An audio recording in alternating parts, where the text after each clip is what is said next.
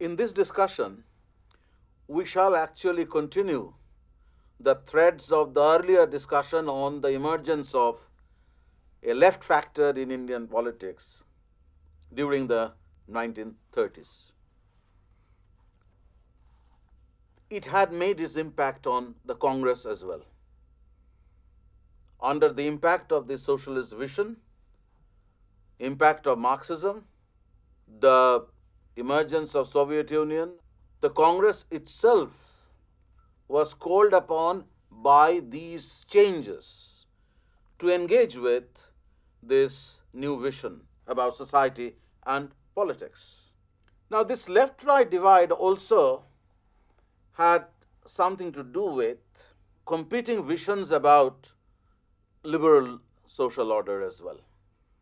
The focus of this left alternative in the Congress, of course, were personalities like Jawaharlal Nehru or Subhash Chandra Bose, to name a few top-grade leaders, but at the same time you have an intermediary leadership structure emerging from within the Congress ranks who were very anxious to reorient the Congress towards a new political line, largely because of the kind of influence that Marxism or socialism made on their mind. Within what we may call the liberal vision of the Congress, the difference became manifest in 1938 when Subhash Chandra Bose, as Congress president, set up the National Planning Committee. The manner in which the National Planning Committee tried to set out the agenda for the future, emphasizing on the importance of a planned economy, actually shows how deeply the Soviet planning had influenced these generations.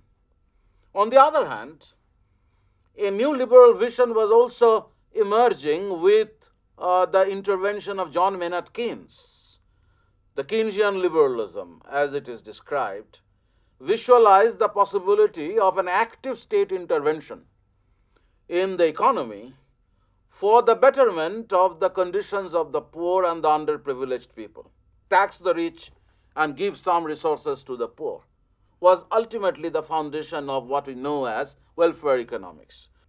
So in liberalism also there was an important change taking place at that time, when liberalism was moving away from their position on how the state should not intervene in society and economics towards the more interventionist stance, where the liberals had to recognize the necessity of government intervention in social life, in economic life, in order to redress the grievances of the underprivileged people. I would imagine that apart from the socialist vision, which was to a large extent influenced by the successful planned economy experiment in Soviet Union, the increasing accent on welfare in liberalism also was a very important factor in reorienting people like Nehru and Bose towards a completely different vision about how the nation state in future would actually put great stress on the planned economy. The left-wing movement in the Congress, therefore, was an ideological challenge in the first place. But then this ideological challenge increasingly was acquiring a concrete shape with the formation of the Congress Socialist Party. Excuse me, sir, what was exactly the agenda of the Congress Socialist Party? Congress Socialist Party was formed in 1934, sometime before the National Planning Committee began to deliberate on the future of Indian economy or Indian society. It represented the left in the Congress, a ginger group which included men like Jai Prakash Narayan, Ashok Mehta, Achyut Patwardhan, Narendra Deb. These were not necessarily Marxists, but they were socialists, because as you know, among socialists there are different strands of socialism. Some felt that the state must be more active in promoting welfare. Some felt that workers' cooperatives needed to be set up to allow the workers escape from the oppression of capitalism. Some felt that the workers must participate in a revolution in order to create a new society. Socialism had different strands. So some of these men were not necessarily Marxists, but a few of them actually were oscillating between the old kind of socialist vision, the Marxist vision, and incorporated words like scientific socialism in their agenda. So CSP can be counted as the more organized expression of this left-wing vision or socialist vision in Indian politics. Despite their socialist leanings, they decided to work within the Congress on the calculation that it would be possible for them to reorient the Congress towards a new direction. Socialism for some of them was a rhetoric. In the future, some of these Congress socialists moved away from the position that they had taken in the 1930s. But if you look at the Congress socialist leadership structure, you see a measure of deep commitment to an entirely new vision. And they naturally looked upon men like Jawaharlal Nehru or Subhash Chandra Bose as their leaders. But Nehru and Bose, none of them joined the Congress Socialist Party. They didn't. They also, we find in them a lot of ambivalence and ambiguities. They were willing to sail with the socialists, they were willing to accept the socialist rhetoric, but they were not always ready to break with the mainstream leadership, with the dominant leadership of the Congress or with Gandhi. When we actually look at this agenda, we see the very important difference between the Congress socialist vision and the mainstream Congress vision. The Congress socialists were very keen to adopt a radical agrarian program. They were willing to go to the extent of suggesting complete abolition of zamindari, a position that many of the mainstream Congress leaders were not willing to take. They were connected with the Kisan Sabhas. They derived much support from the Kisan Sabhas. They were espousing the cause of the state people. So they were suggesting that the Congress must adopt a more positive attitude towards the movements that had already started happening in these princely states by bringing them within the Congress fold. In other words, extending nationalism into the princely states which had remained for many years insulated from these movements. They were in favor of protective legislations for labor. They wanted to reduce working hours. They wanted to extend health insurance facilities. They wanted to improve on the living conditions of the working hours, giving them better housing, improving on wages. They were in favor of more radical mass mobilization at a time when the congressmen were not ready for embarking on another round of mass mobilization and mass movement. Congress socialists were very emphasizing the need for the Congress to undertake immediately mass movements. They were willing even to cross the Gandhian limits in order to achieve the success. And finally, you have this notion of the planned economy. Sir, what was the strength of the Congress Socialist Party, or rather, from which section of the Indian society did they derive support? In other words, what sort of people were there? I mean, who were the people who actually rallied behind the Congress Socialist Party? Now, the answer to this question has to come to terms with the complexities within Congress politics. There should always be men who are not so committed to this Congress Socialist vision ideologically, but they would still pay lip service to this socialist or radical rhetoric in order to settle their scores within the organization. People not committed so wholeheartedly to the socialist vision would still be aligned with the Congress Socialists in order to achieve a kind of prominence or dominance within the organization.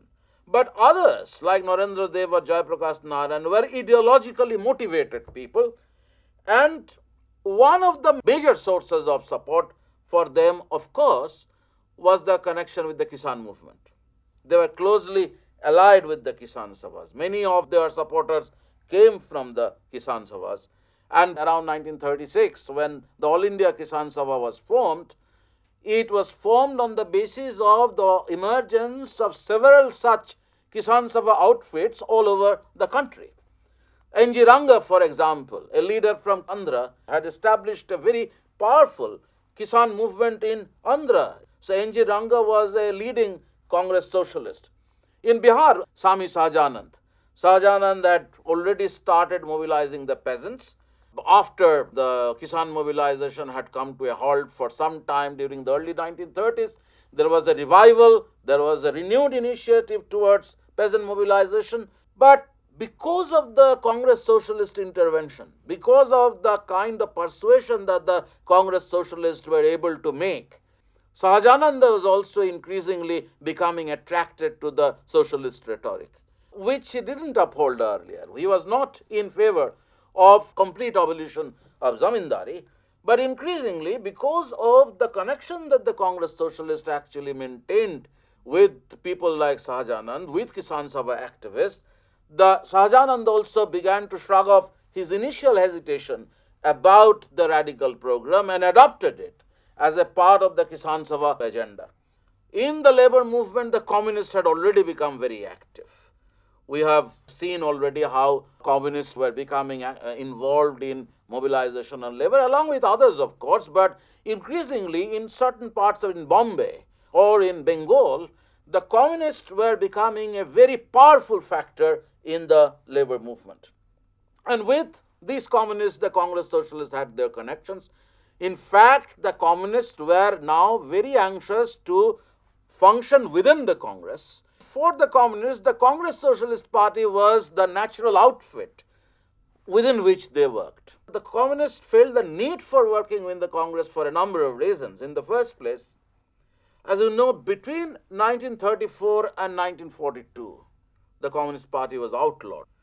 So it was natural for the communists to use the Congress as their cover.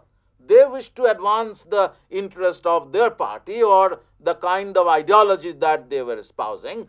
But at the same time, in order to survive, they needed a cover and they decided to function within the Congress Socialist Party, of course, was their choice. Some of the Congress Socialists, however, through a process of disillusionment with the Congress, moved away from Congress Socialism later to form the Communist Party in certain regions. Take, for example, the cases of A.K. Gopalan or A.M.S. Namboodiripad in Kerala. They started as radical congressmen. They were involved in the Congress Socialist Party in the region. They were involved in Kisan Sabha activities. Namboodiripad, for that matter, was a close collaborator of N.G. Ranga. But gradually, these two leaders became the main foundation of the Communist Party in Kerala. Sundaraya in Andhra Pradesh, for example, was a Congress socialist.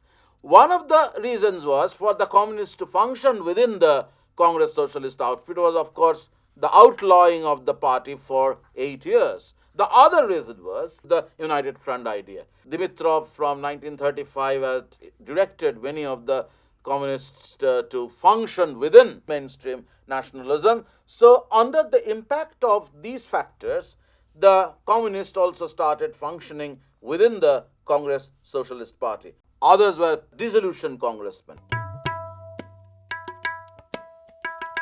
People who had become disillusioned with the Congress policies, the Congress's increasing connection with the propertied classes. They found CSP as an alternative to the organization dominated by what came to be known as the Congress right. In the context of the gradual petering out of the civil disobedience initiative, and after 1937, when the Congress accepted office and the Congress right increasingly displayed extremely conservative tendencies. So the right was becoming defined within the Congress as against whom the left was pitted in the 1930s, when some future communists were using CSP program as a part of their apprenticeship with radical politics. In this context, the divide between the right and left that we have been talking about became very clearly defined. There was a defined left-wing group in the Congress. There was a right-wing group in the Congress. So this right-left divide made CSP activity more meaningful than usual. Sir, what was the nature of this right-left divide in the Congress? In the first place, it's an ideological challenge. It's an ideological level, one may say. But the meaning of these such levels change over time. Somebody who is a right today may be a left tomorrow. Somebody who is a left today may be a right tomorrow. The left challenged or the right-wing divide that we are talking about certainly had very tangible ideological dimension. We have already stated a few points about it. In the context of the 1930s, however, there were certain issues which made this division more meaningful. Take, for example, the usual emphasis of Gandhi and his immediate followers on what is known as the controlled agitation. Instead of a controlled agitation, many of the Congress Socialists like Jai Prakash Narayan, for example, favored a massive mobilization, a kind of spontaneous upsurge of the laboring men, of the peasants. The Gandhians would put great emphasis on reconstruction program, avoiding social radicalism. On the other side, you have the protagonists of the left ideology who would come up with more radical ideas. And these radical ideas were expected to be translated not merely into a political program adopted by the Congress, but also as the foundation of the future state policy. Take, for example, Nehru's espousing some of these radical visions, Nehru stating some of these radical visions between April and December 1936 in the Congress sessions at Lucknow and Firozpur. Nehru, as usual, was not willing to force it upon the Congress, but it is also unmistakable that he was willing to adopt the socialist program. He was willing to at least put the socialist program on the agenda. Office acceptance emerged as a very important issue. Nehru and many of these Congress socialists felt that the Congress, in the context of the limitations of the reforms of 1935, should not enter office. They participate in the elections, win seats, but they shouldn't become ministers. In a constitution which the Congress itself had decried for the enormous power that the constitution still retained with the governor. In fact, this was one of the issues regarding the 1935 Act. The Congress had reservations about the way the governor was retained with enough reserved powers despite the creation of responsible government in the provinces. So, refusal to take office was an important political issue that was emerging. A man like Jai Prakash Narayan, for example, would recommend complete rejection of office, but the Congress right wouldn't actually agree with this position. Like, for example, the idea of corporate membership of the Kisan Sabhas and the labor unions in the Congress. So, Nehru in one of these sessions actually had called for corporate membership of all the Kisan Sabhas and the labor unions within the Congress. It's a very different kind of idea. All these Kisan Sabhas and the labor unions would be entitled to send delegates to the Congress. The Congress right was not willing to accept this. So, they diluted this program by calling upon congressmen to go into a mass contact program. The Congress Socialists wanted to expand the organization by including the people in large number. The right-wing congressmen would not actually approve of this. They limit the number of delegates. Nehru was actually willing to sail with these new ideas, which was the reason why in 1936 he included people like Jai Prakash Narayan, Patwardhan and Narendra Deb in his working committee. So you can see how in the context of the 1930s, the division was appearing. Some congressmen resisting these kinds of changes that some of the left-wing congressmen were recommending in expanding the party, in starting another round of movements, in taking a position against office acceptance. So, pitted against this left were the right. The right would insist on office acceptance, would not allow this very huge expansion of the organization, would not allow the affiliation of all these trade unions and the Kisan Sabhas. Moreover, the right also came to be defined in terms of the links that they maintained with business interests. So, on one hand, They were advocating office acceptance under the rubric of the new constitution that was adopted by the government in 1935, despite the many limitations against which the Congress had reservations. On the other hand, the right in the Congress who maintained a very close relations with business lobbies. And it was largely because of the kind of pressure that the business interest actually exerted on these congressmen that the Congress ultimately became willing to accept office. The businessmen had their own interest to look after, but if they could have their friends in government, they were likely to do better.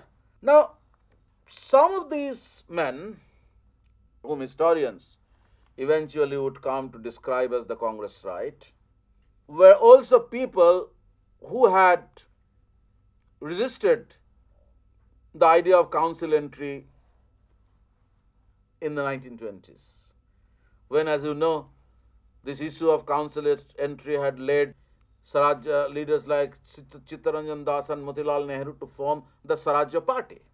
On that occasion, the devout Gandhians were against council entry. But now, with age, their attitudes had undergone very significant changes, as a result of which this very powerful section of the Congress leadership, including men like Vallabhbhai Patel, Rajagopalachari or Rajendra Prasad, they were willing to go into ministry making. And ultimately, the outcome of Congress Socialist demand for an extensive mobilization was a kind of mass contact committee. That committee was a non-starter fund basically, partly because of the reason that at that time the Congress became very preoccupied with assembly politics, with elections, so much to the annoyance of those leaders like Jai Prakash Narayan, who had suggested complete rejection of office acceptance. These leaders insisted on the principle of conditional acceptance. Now, this would create complications in the future.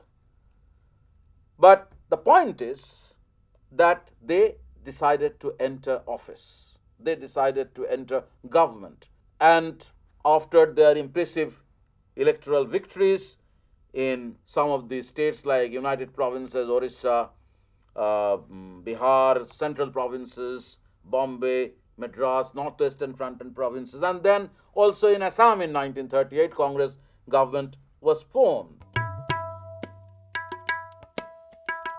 Once the Congress was in power, there are clear indication of how the consolidation of the right around the government, with connections with the business interests and the property classes, it became a story of what the historian Vinita Damodaran describes in her study of Bihar, a story of broken promises. Sir, why do historians argue that this was a story of broken promises? Now, I have taken this word broken promises from Vinita Damodaran's work, which is basically a study of how the Bihar ministry went back on their emancipatory promises and began to adopt repressive measures against the peasant movement.